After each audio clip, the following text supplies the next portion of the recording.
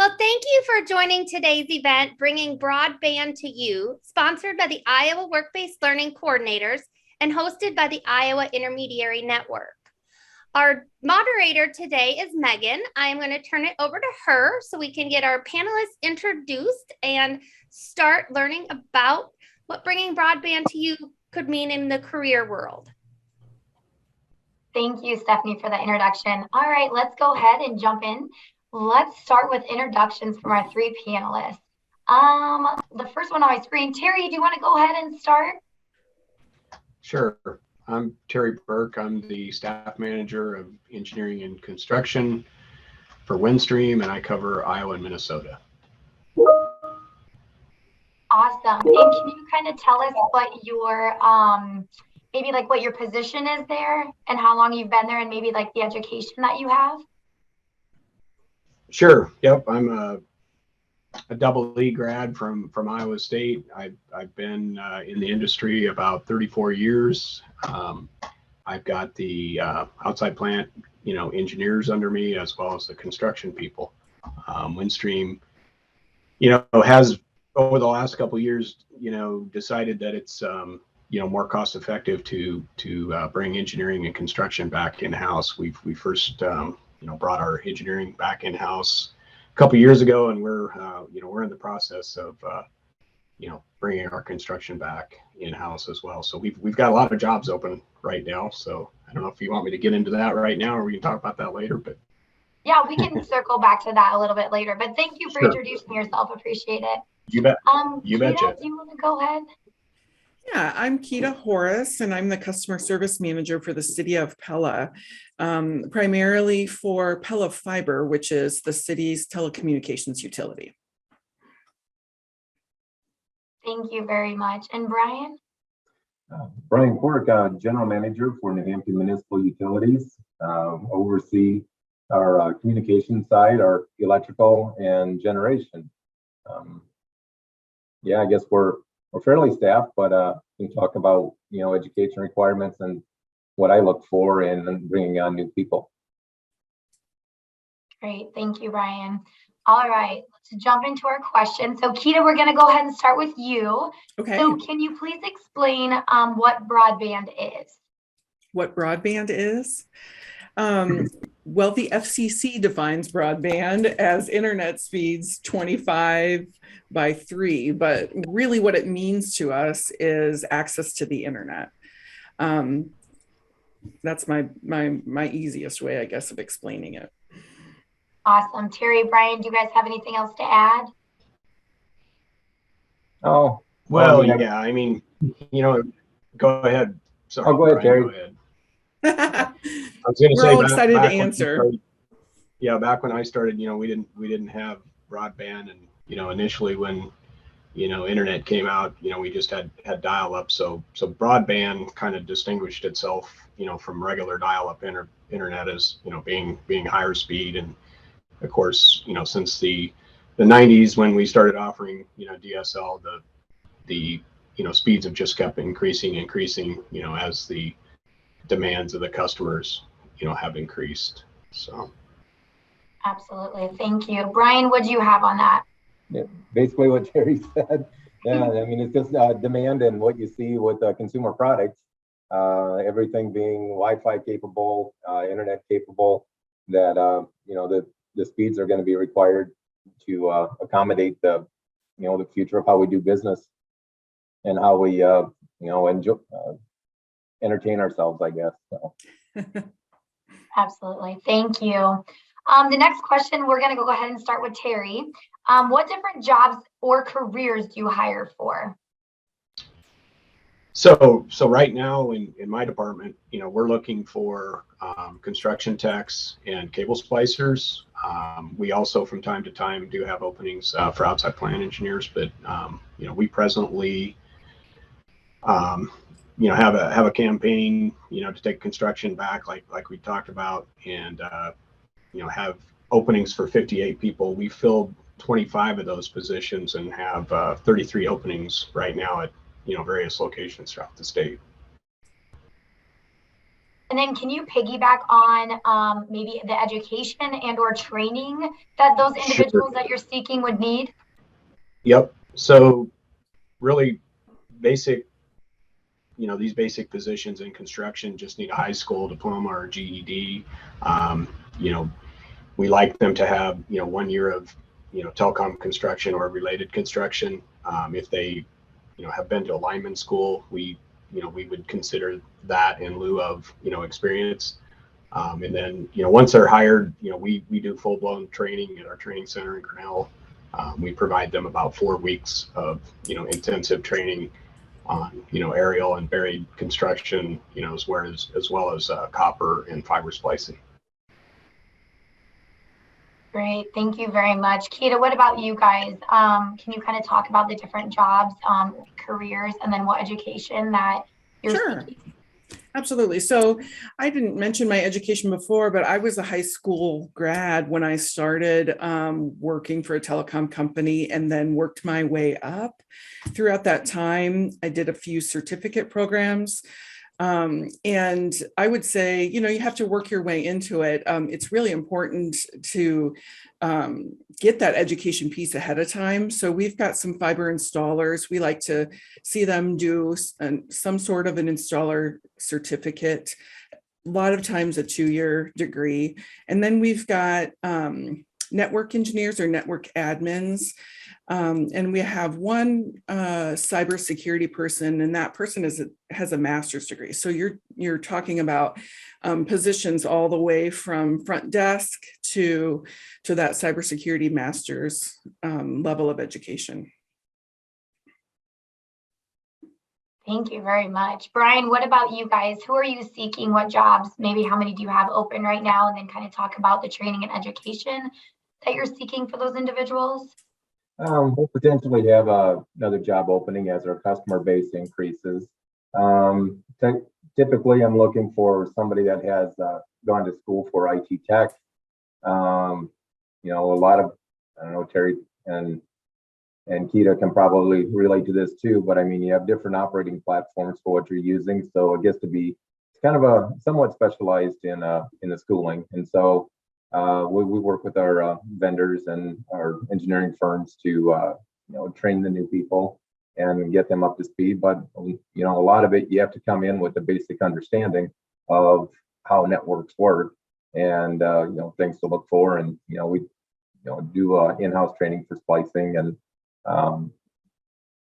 so I mean beyond that, operating in our network system, that's kind of pick it up as they go, but really quick whether they're able to grasp it or not, because it's basically a vertical learning curve for a while. On the electric side, I only hire linemen, people that have gone through the actual lineman school and have somewhat of an electrical aptitude or mechanical aptitude as well, because we get in the generation side, there's nothing specific in that area for schooling other than to learn on the job. There are some schools that we work through our association with in Minnesota that we can send them to, but a lot of it's on the job training after that point, but very specific to get to that point. Thank you. And I know a lot of questions that we get as intermediaries are there possibilities of students or individuals working their way up? So do you guys cross train, or if someone gets in your facility and they realize, hey, I'd like to go to do this, do you do training then in-house and or they're able to go back and get the education needed? Or can one of you kind of talk about that? Oh, absolutely. We do that, in New Hampton.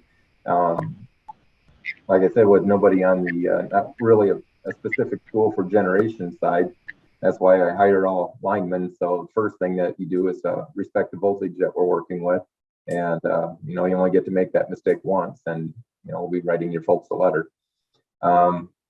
But beyond that, if they show some mechanical aptitude and kind of wherever their interests lie, we've done that with our linemen that have kind of looked at, to help out on the communication side if they've shown some interest in it.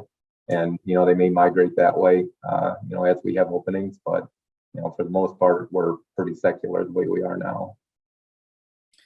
We actually just went through this with somebody who came in at an entry-level position, doing some locates and just some of that real basic stuff that we needed done.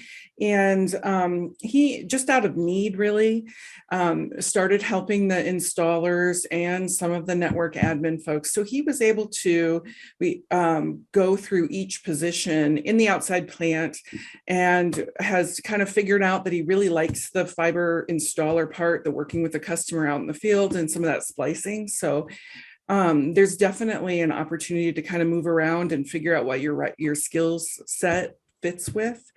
And then of course, there's always a chance to go get some more training to help develop that and move into something else. Wow, what a great opportunity for that individual. Terry, what about you? Did you have anything on that? Yeah, I mean, we have a lot of opportunities, here at Windstream as well. We do a lot of cross training between linemen, cable splicers, what we call customer service technicians. The customer service technicians actually do the, residential, installs. So there is a lot of cross training amongst those work groups, and then there's also a lot of room for advancement. There's training opportunities internally and externally, if you work at Windstream, and definitely opportunities to move up either. We have a lot of a lot of technicians that will naturally progress into either an engineering role or a manager role. So there's definitely opportunities for advancement. Terry, I think one of the neat things about folks looking at a Windstream is that you do have that training center, right? So you're big enough that you've got that opportunity for them to do that training in-house, and yet they can still be local. So that's really a good thing. Yeah, good advantage. Yeah, good point, Keita. Thank you. The next question, Keita, we'll just go ahead and start with you. What does it take to get broadband into metro or rural areas? Money. Always money, right? Right. It really takes a lot. There's, I'm at the beginning, or Pella's at the early stages of bringing broadband to this rural community. And we need partners, we need engineers. It took several years to just get to the point of starting to dig in the ground and put fiber in the ground and connecting out to the world. So it takes a lot of money, and it takes some time, some planning. I really think project management skills are very important in this industry. And depending on how big the organization is, there's sometimes room for a project manager. And I think that is a really important piece that maybe we don't always talk about. You think about if you have a technical aptitude, so you can understand those things, but you're not maybe wanting to be a network engineer, there could be an opportunity as a project manager. Great, thank you. Terry, Brian, do you want to add to that? Well, I would just say, we're in a little bit different situation than, say, like the city of Pella that's, starting up. Obviously they can start fresh with fiber. We've got embedded plant. We've been around a long time, so we've kind of got a multi-pronged approach to providing broadband, depending on the area and the what technology works best for that area. So we use obviously a combination of traditional DSL over copper. We're still deploying a lot of that. We're doing fixed wireless out in our rural areas.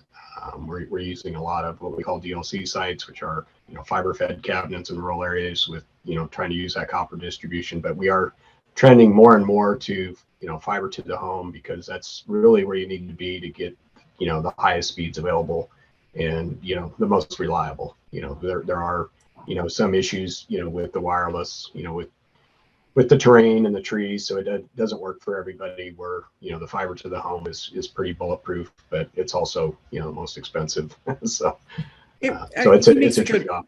It's a really good point. It does take several different kinds of technologies, right? Especially the challenges versus rural versus metro. You've got to be flexible and implement those things depending on the terrain of where you're serving. Yeah, very good points. I love how, you guys are so different, but the same. It's really cool to see the difference though between that. That's neat. The next question, what do you think will be the next advancement in technology? Brian, do you want to start us off with that? Well, I don't know. I guess I'm with my geek hat on, just kind of following the whole development of the broadband or Internet of Things. Back in the day when internet first became available over twisted pair copper, in the research and development at that time, they were talking about coax cable. And then from there, it was a hybrid coax cable. And then from there, it was fiber. Well, now you don't see so much, looking on a transport method for other than fiber, but conversations now and research now is being done on the compression of data and lasers and how do you compress the data more and shoot it faster. And it's being done more on the inside plant end. But yeah, getting the fiber in the ground is the hardest part of it. And then from there, it's over time, technology changes, but we can evolve with that now over with the development of new technologies and deployment of new lasers and software, hardware. Yeah, I would agree with Brian. There hasn't really been much change in the actual outside plant cable in, say, the last 20 years, but been a tremendous amount of change, in the electronics that we put on the ends. When we first started with fiber, actually back in the 80s, 45 megabit was a tremendously fast, circuit at that point in time. And then it was, gig was kind of a big milestone. And now we've got, long haul networks doing, up to 400 gig. So, there's incredible strides have been made in the amount of bandwidth that we're pushing over, that same fiber. That's amazing. It's changed that much. And it is kind of fun to see where it will be. I mean, who knows, but what will happen in the future. So thank you guys for that. So let's kind of switch. We're here letting students listen to you guys and learn from you. So let's talk about what advice would you guys give to someone that's interested, or why should someone consider this career? Kita, do you want to start us off? Well, I think some of the things that they just talked about are the exact reasons to be interested in this career. There's technology is always growing. There's always going to be a demand for that. Maybe the network's there and fiber is infinitely possible to grow, but we still need electronics on the end. You still need people working those things to administrate them, and it's just going to continue to grow. Yeah, I mean, communications is key. I mean, we're seeing that more and more, even on the electrical side, with AMI systems and SCADA systems to be able to operate our electrical grid and systems and monitoring. You're seeing it, in telemedicines and about any industry that you look at is has some form of communication engagement. So, kind of. Pretty cool to be a young person, in today's world, because it's like we're on the cusp of the next industrial revolution, but it'd be the communications revolution, how it's going to be incorporated in our everyday lives. And so, I mean, whatever interests you, there's going to be a path of communications in that arena to some level.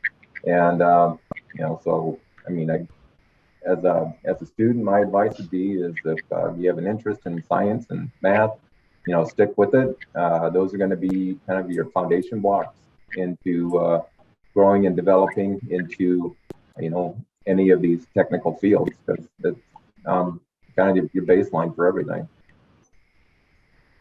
You make a really good point. You could be in a number of industries, in the education industry, in the medical industry, and still use these technology skills, right? So if you have a certain interest that maybe isn't about connecting someone's internet at home, but just having those skills can take them to a lot of different places. And COVID kind of showed that to us. Here we are doing a meeting on Zoom, right? Yep, exactly. Yeah, I think it's an exciting field to be in. I think we have nowhere to go but up. We're adding more and more people, to the industry all the time. They're good paying jobs. At Windstream, you can make up to $35 an hour. They're union jobs. There's good benefits. So, it's a great place, great industry to work in. And it sounds like there's always growth, which is nice because you've all talked about the cross training and the opportunities. If you start somewhere, there's training in house, there's more education you can always be seeking. So that's pretty important and pretty nice. What about job shadows? Do you guys allow job shadows, or what are your takes on that? Because, we're sitting here because we want to educate students, right? And there's a lot of students who don't know where to start if they're interested, or how do they know they want to do this? So can you kind of talk about, do you allow it, or maybe did you guys get to go through a job shadow before you decided what you want to do? I see some smiles. So Brian, do you want to start? Oh, well, no, I grew up in the electrical contracting world. So that was my job shadow, was get to work, getting the whole gun. But kind of the go for pilot, go for this and pilot there. But as since I took over as general manager in New Hampton 10 years ago, that's something that hiring new people, it's tough to do. I mean, you'd like to hire local kids, because that they're going to be good workers and they're going to stay and they're not going to just jump ship on you after you get them trained. But so we started reaching out to our high school and NICC somewhat, to bring in typically engagement is around the sophomore and high school age, freshman, sophomore. We like to reach those kids, about that age, so that they pick the right coursework to complete their high school path, and then, get them on the road to thinking about what technical school or college that they should be, looking at as well. We've had quite a bit of success with that on the electrical side. I've had several kids, that we brought through as job shadow that I later brought in as interns, and now, they're off to college, and I'll be bringing them back to be linemen, at this point. So we've had a lot of success in growing our own here. That's awesome, Brian. Thank you. That's so good to hear that you guys are doing that. Keita, what about you? Do you guys do any of this, or did you have a job shadow or internship?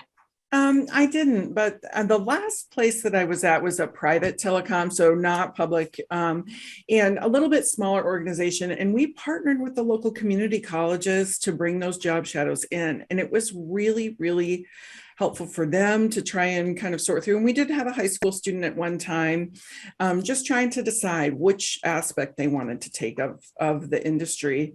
Those opportunities are around. I think in Iowa, you'd find a lot of the telephone companies or internet companies willing to do that. One place that we work with the high school and in Pella with Central College is on our TV offering. We have a local channel. So that is a whole different section of jobs that are video creation, doing, you're literally running a TV station, so they can go out and video things, video editing, and that sort of piece. So the local college and the local high school have their own content, and they can use our studio to put that content out on our TV channel. That's really neat. It's a great opportunity for them. Terry, what about you guys? Yeah, we have an engineering, intern program that we've been using for the last, probably 3 or 4 years.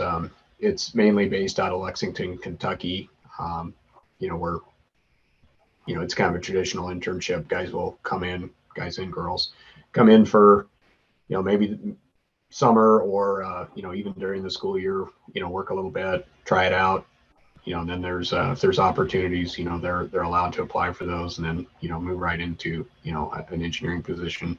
As far as the job shadowing, we don't really job shadow like with, construction and our CSTs. We haven't done that at least yet. It's something, we can definitely take a look at.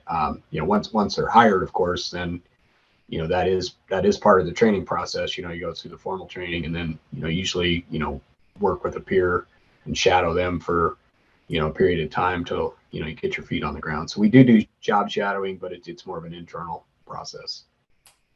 Absolutely. Whatever works for your company, right?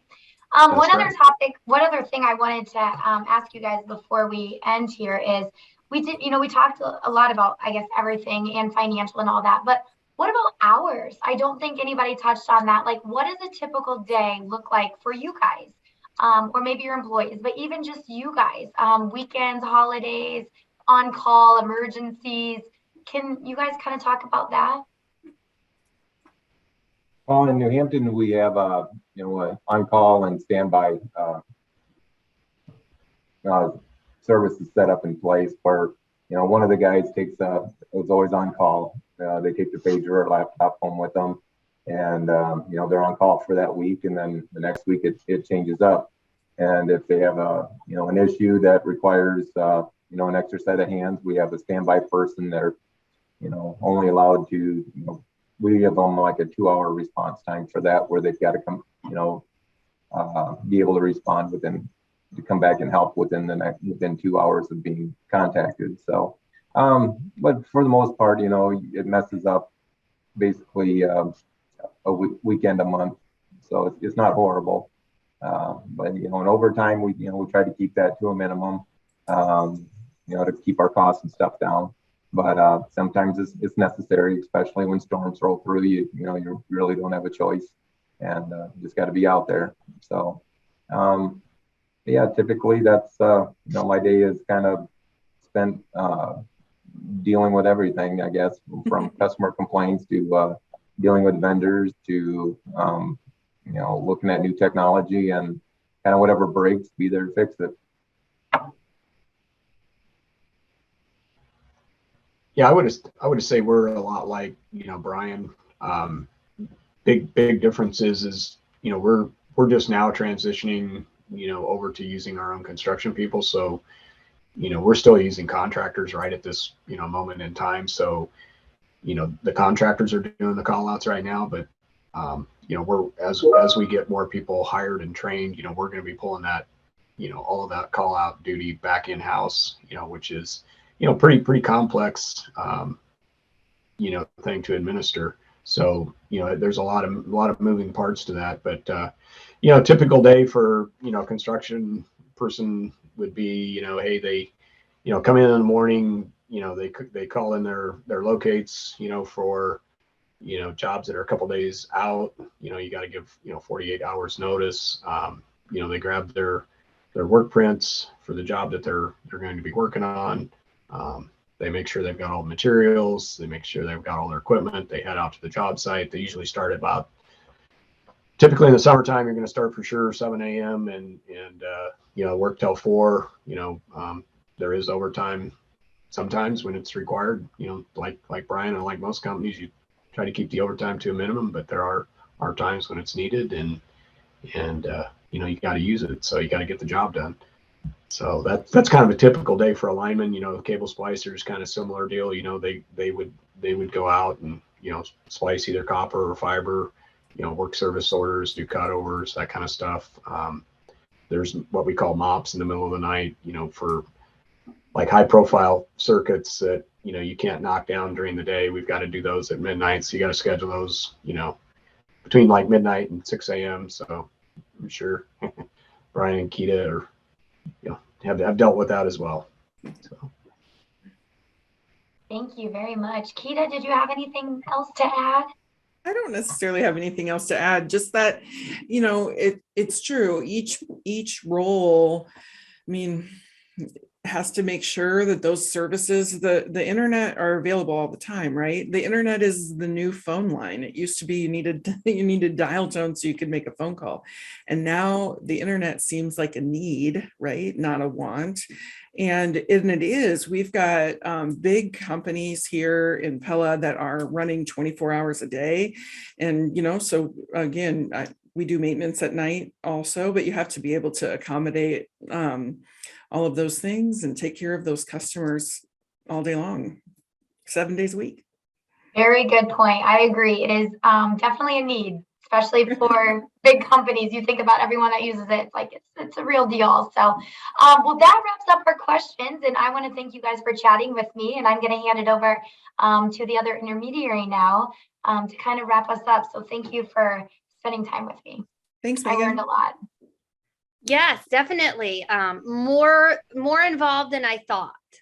So that is good. It's just information that I didn't know that I'm sure students will appreciate as well. So yes, we appreciate your time, and you guys have a great rest of your day. Thank you. Thank you. Thank You you too. for joining us. Thanks. We appreciate it. This is a brand new topic for us. So Oh, this is great. Thank you. Yeah, I learned a lot. Thanks, guys. You're I welcome. appreciate it.